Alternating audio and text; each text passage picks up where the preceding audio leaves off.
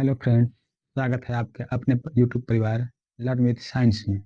आशा करते हैं आप सभी लोग अच्छे होंगे, जानदार होंगे, शानदार होंगे। तो आज हम लोग स्टार्ट करते हैं क्लास 10th की एनसीईआरटी की पहली अध्याय रासायनिक अभिक्रियाएं एवं समीकरण। तो कल हम लोग पिछली क्लास में इंट्रो क्लास में देख चुके थे केमिस्ट्री का खोज किसने किया, केमिस्ट्री है क्या, इलेक्ट्रॉन का खोज किसने किया, प्रोटॉन का खोज किसने किया। तो अब आज शुरू करते हैं आगे की क्लास में रासायनिक अभिक्रियाएं एवं समीकरण। पहली बात, रासायनिक अभिक्रियाएं है क्या। पॉइंट हम लोग लिखेंगे, रासायनिक क्रिया क्या है। देखिए, रासायनिक अभिक्रिया क्या है। जब कोई पदार्थ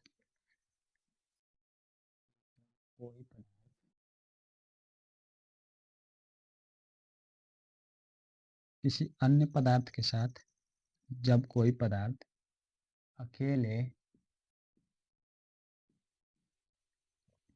या किसी अन्य पदार्थ के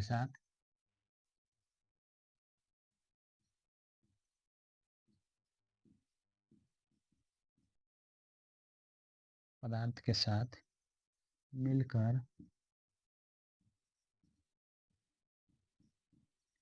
एक या एक से अधिक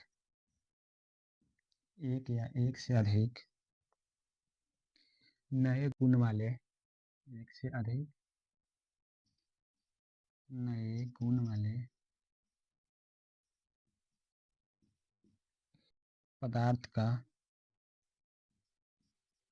नए गुण वाले पदार्थ का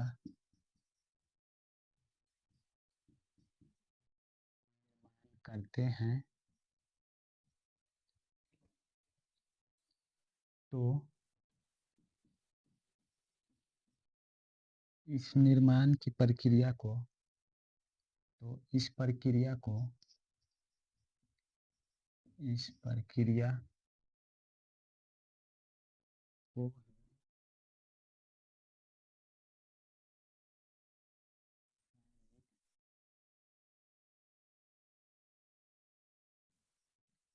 अभिक्रिया कही जाती है। ये हमारा डिफिनेशन हो गया रासायनिक अभिक्रिया का। जब कोई पदार्थ अकेले या किसी अन्य पदार्थ के साथ मिलकर एक या एक से अधिक गुण वाले नए पदार्थ का निर्माण करते हैं तो इस प्रक्रिया को ही रासायनिक अभिक्रिया कही जाती है। ये एग्जाम्पल लिखते हैं इसका, हाइड्रोजन। चलिए एग्जाम्पल दूसरी पेन से लिखते हैं हम लोग।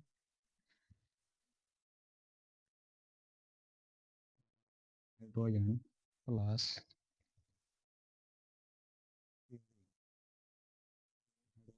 पदार्थ हो गया, क्लोरीन अलग पदार्थ हो गया। जब ये अभिक्रिया करेंगे तो आपस में HCl का निर्माण करेंगे, हाइड्रोक्लोरिक अम्ल का। एक और एग्जाम्पल देखते हैं, CaCO3, कैल्शियम कार्बोनेट। गर्म करते हैं तो calcium oxide plus carbon dioxide का निर्माण करते हैं। यहाँ पे दो पदार्थ मिलकर के क्या हुआ, दो अलग अलग पदार्थ मिलकर के एक अलग पदार्थ का निर्माण कर रहे हैं।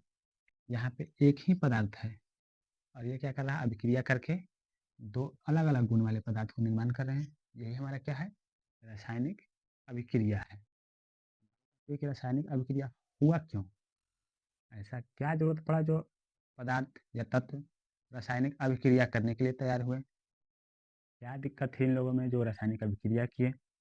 देखिए, रासायनिक अभिक्रिया होता क्यों है और क्यों आवश्यकता पड़ा। करते हैं बोर्ड को,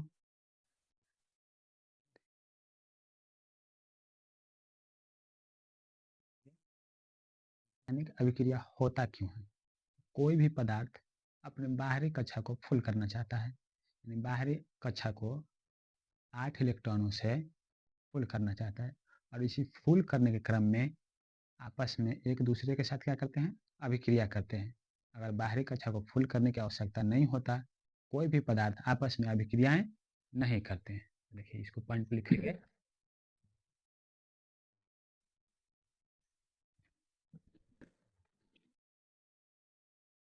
अभिक्रिया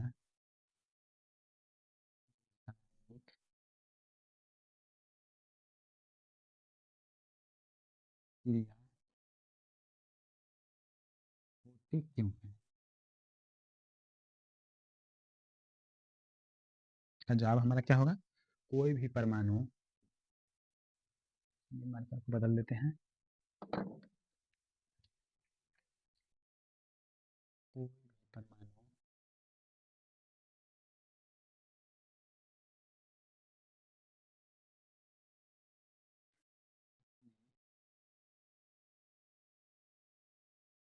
की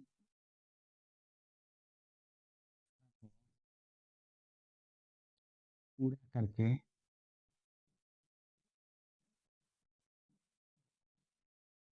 खुद को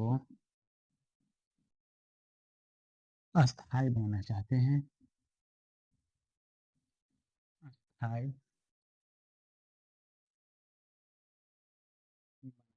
चाहते हैं, जिसके लिए परमाणु के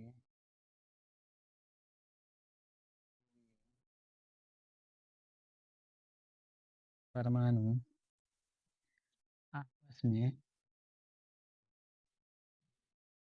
आपस में इलेक्ट्रॉन का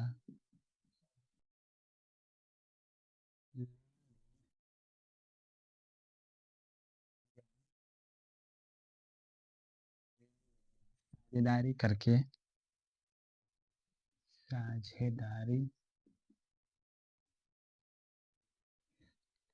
करते हैं, जिसके फलस्वरूप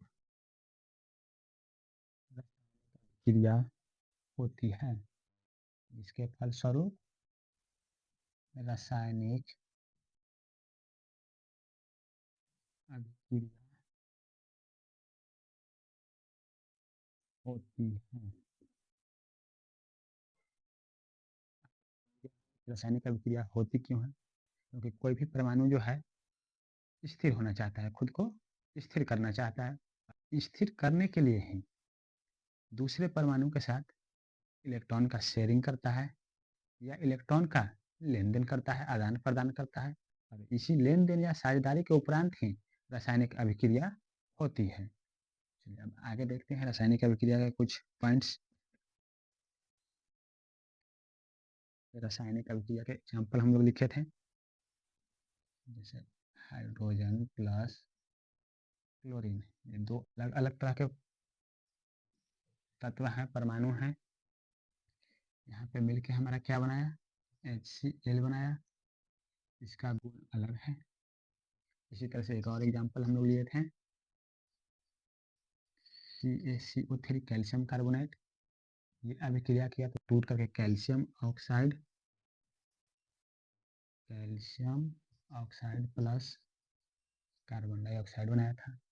अब आगे देखते हैं इसमें अभिकारक, एक और पॉइंट होता है इसमें अभिकारक। एक पॉइंट होता है प्रतिफल या उत्पाद, प्रतिफल या उत्पाद। तब अभिकारक क्या होता है और प्रतिफल या उत्पाद क्या होता है?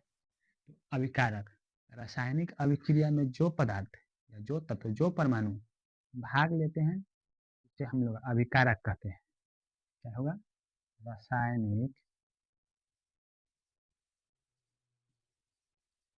अभिक्रिया में भाग लेने वाले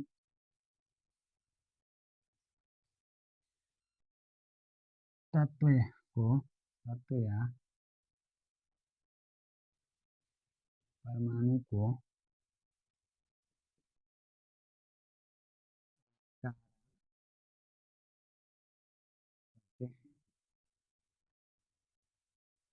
जैसे कि यहाँ पे देखिए हाइड्रोजन और क्लोरीन अभिक्रिया में भाग लिया है। क्या क्या हाइड्रोजन और क्लोरीन क्या क्या है अभिक्रिया में भाग लिया है। तो हाइड्रोजन और क्लोरीन हमारा क्या हो जाएगा अभिकारक हो जाएगा।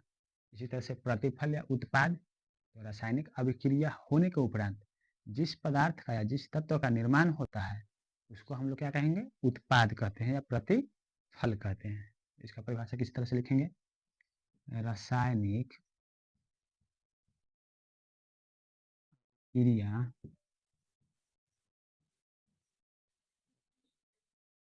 होने के बाद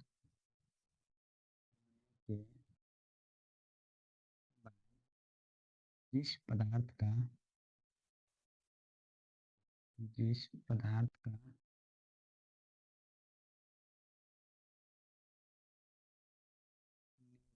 होता है उसे प्रतिफल या उत्पाद कहते हैं। उत्पाद कहते हैं। एक बात और याद रखेंगे को हमेशा ये हो गया हमारा तीर ये क्या हुआ तीर एरो हुआ। तो अभिकारक को हमेशा तीर के बाईं ओर रखी जाती है और प्रतिफल जो बनता है वो हमारा तीर के दाईं ओर बनता है। इसको आप लोग नोट कीजिए।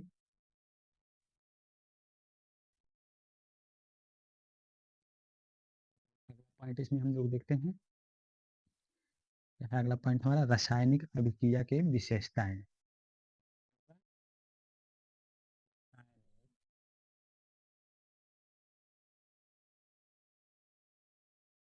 क्रिया की विशेषताएं की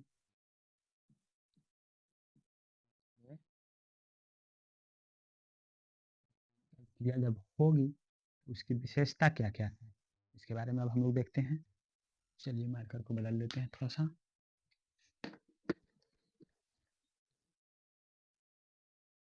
इसमें पहला पॉइंट हम लोग देंगे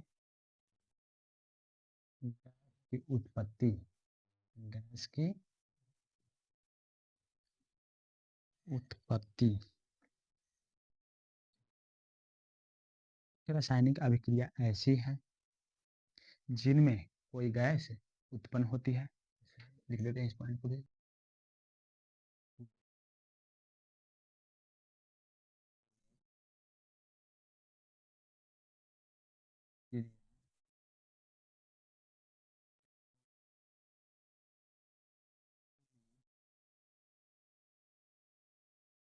की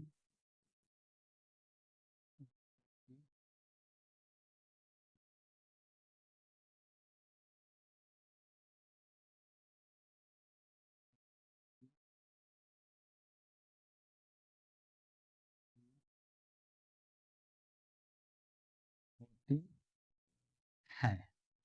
जैसे एग्जाम्पल से समझेंगे। एग्जाम्पल हम लोग देते हैं Zn प्लस HCl। Zn क्या है जिंक यानी जस्ता।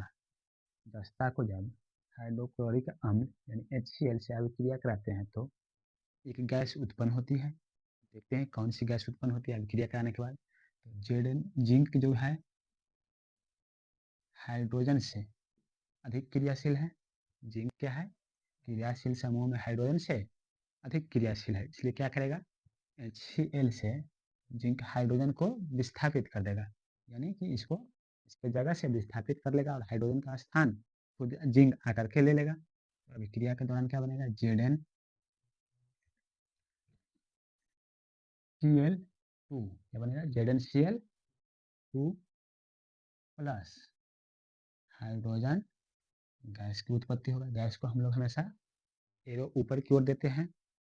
देखिए अब एक डाउट होता है बच्चों लोगों का कि यहाँ ZnCl2 ही क्यों हुआ। ZnCl भी हो सकता था ZnCl3 भी हो सकता था। डाउट होता है यहाँ पे बच्चे लोग को समझ में नहीं आता ज़्यादा कन्फ्यूजन होता है कि ZnCl2 क्यों हुआ 3 या ZnCl केवल क्यों नहीं हुआ। देखिए इसमें खेल है संयोजकता का किसका संयोजकता का। इसलिए आप लोग को संयोजकता याद होना चाहिए, सभी तत्वों का संयोजकता पता होना चाहिए कि किसका संयोजकता कितनी होती है।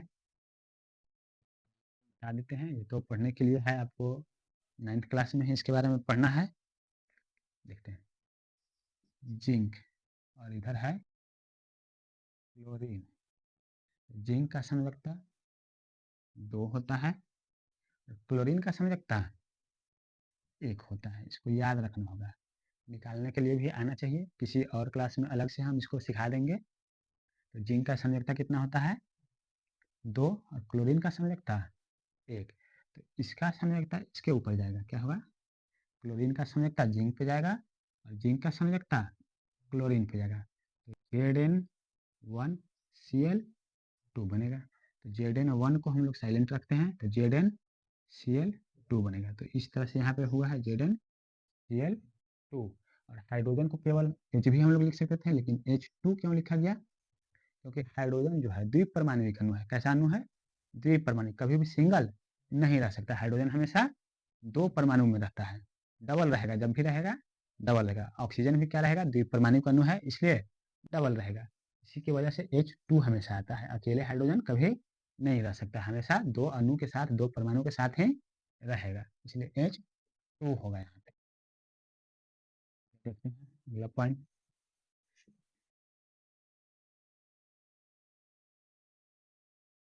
समझ गए होंगे गैस किस तरह से उत्पन्न हो रहा है, उत्पत्ति हो रहा है गैस का। अगला पॉइंट देते हैं हम लोग। चलिए कुछ और एग्जाम्पल्स ले लेते हैं इसमें।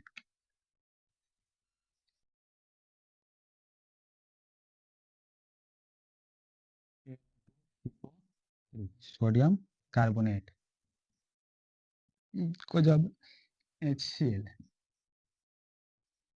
अभिक्रिया कराते हैं तो क्या बनेगा,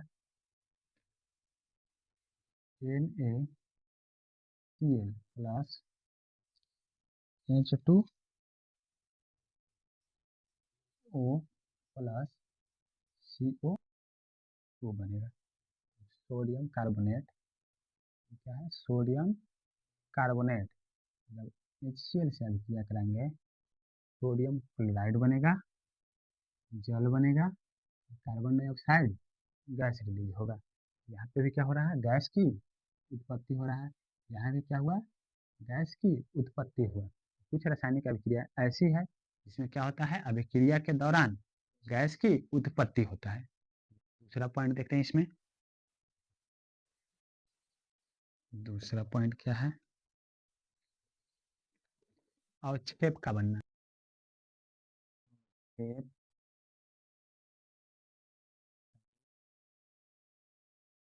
बनना। कुछ रासायनिक अभिक्रिया ऐसी भी हैं जिसमें क्या होता है, अभिक्रिया के दौरान, अभिक्रिया होने के उपरांत अवक्षेप का निर्माण होता है। अवक्षेप क्या होता है, जैसे अभिक्रिया के दौरान कुछ अपशिष्ट पदार्थ जो होता है ठोस के रूप में जमा हो जाता है, उसी को हम लोग क्या कहते हैं, अवक्षेप कहते हैं।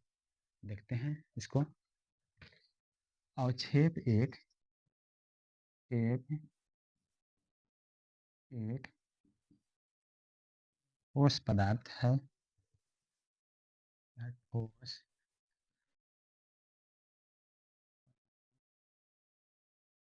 है जो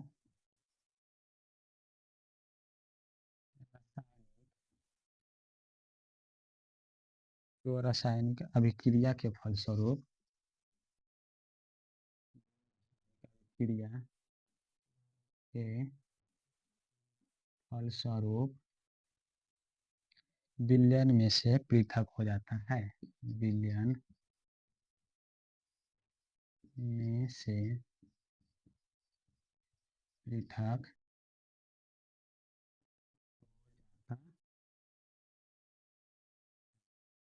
विलयन में कोई ठोस पदार्थ जमा हो जाता है, उसी को हम लोग क्या कहते हैं, टेप कहते हैं। इसे एग्जाम्पल से समझते हैं। NaCl sodium chloride plus AgNO3 silver nitrate. ये क्या है, सोडियम क्लोराइड, और ये क्या है, AgNO3 सिल्वर नाइट्रेट। ये जब अभिक्रिया आपस में करेंगे तो क्या बनाएंगे, NaNO3 NaNO AgCl। ये क्या बनाया? Sodium nitrate, silver chloride. तो सिल्वर क्लोराइड हमारा क्या होगा? अवक्षेप होगा। ये क्या होगा? अवक्षेप होगा। अवक्षेप भी किस कलर का होगा? सफेद कलर का होगा। किस कलर का? सफेद कलर का अवक्षेप बनेगा। तो ये जितनी भी अभिक्रियाएं हम लिख रहे हैं याद रखना है। देखिए, सोडियम क्लोराइड जब सिल्वर नाइट्रेट के साथ अभिक्रिया करेगा तो sodium nitrate plus silver chloride बनाएगा, जो कि सिल्वर क्लोराइड क्या है? एक सफेद अवक्षेप है। एक और एग्जांपल देखते हैं।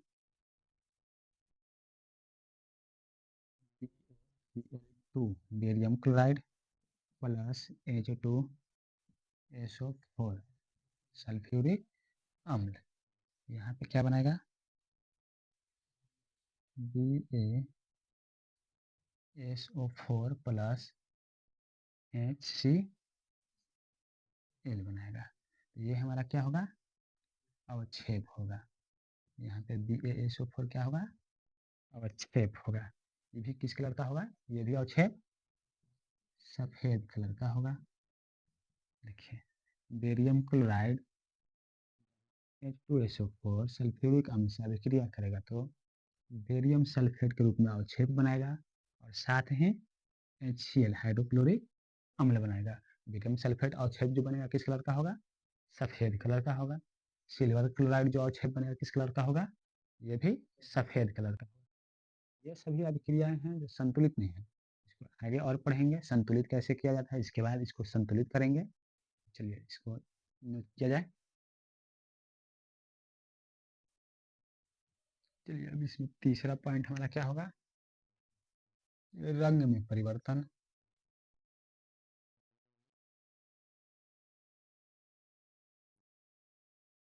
कुछ रासायनिक अभिक्रिया ऐसी होती है जिसमें क्या होता है? अभिक्रिया होने के दौरान अभिक्रिया जब होगी तो उसके बाद क्या होता है? उसका कलर बदल जाता है। यही क्या होता है? रंग में परिवर्तन होता है।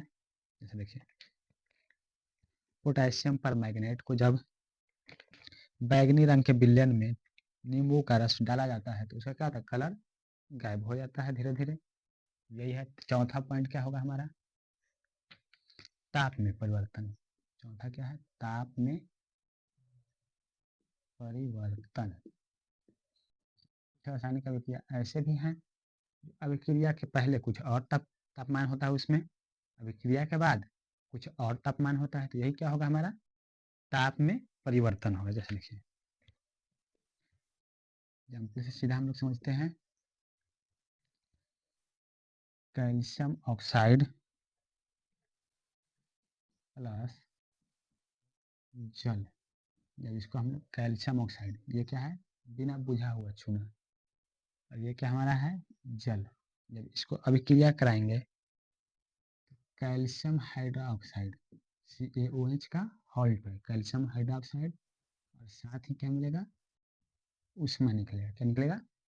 उष्मा निकलेगा। तो कैल्शियम कार्बोनेट, कैल्शियम ऑक्साइड यानी बिना बुझा हुआ चूना या कली चूना इसको बोल सकते हैं, को जब जल में मिलाते हैं, जल के साथ अभिक्रिया कराते हैं तो कैल्शियम हाइड्रोक्साइड और साथ में क्या निकलता है? उष्मा निकलता है, हीट निकलता है। यही क्या है?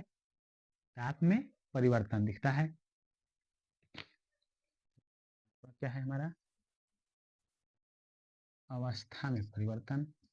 अवस्था में परिवर्तन।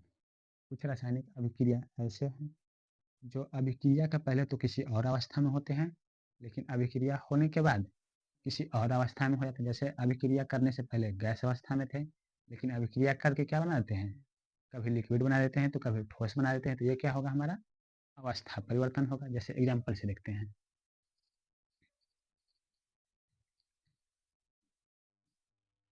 H2 hydrogen plus chlorine. Hydrogen क्या है हमारा? गैस है। क्या है? गैस है। क्लोरीन क्या है? ये भी गैस है।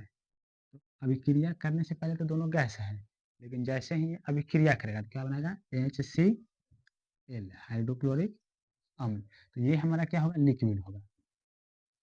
ये कैसा होगा? किस रूप में होगा? लिक्विड के रूप में होगा। इसी तरह से एक और एग्जाम्पल देखते हैं, H2 plus O2। Hydrogen gas है, ऑक्सीजन भी क्या है, गैस है।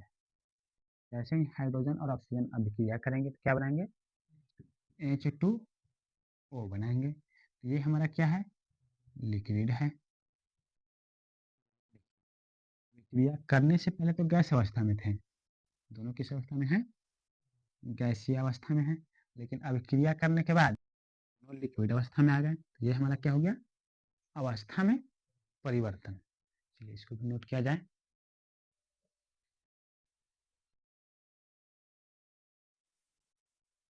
आज के लिए हम लोग इतना ही रहने देते हैं, बाकी के इसके आगे अगले क्लास में देखेंगे। अगले क्लास में जुड़ने के लिए चैनल को सब्सक्राइब कर लीजिए और बेल आइकन को दबा लीजिए, और ज़्यादा से ज़्यादा हो सके तो शेयर कीजिए। Thank you.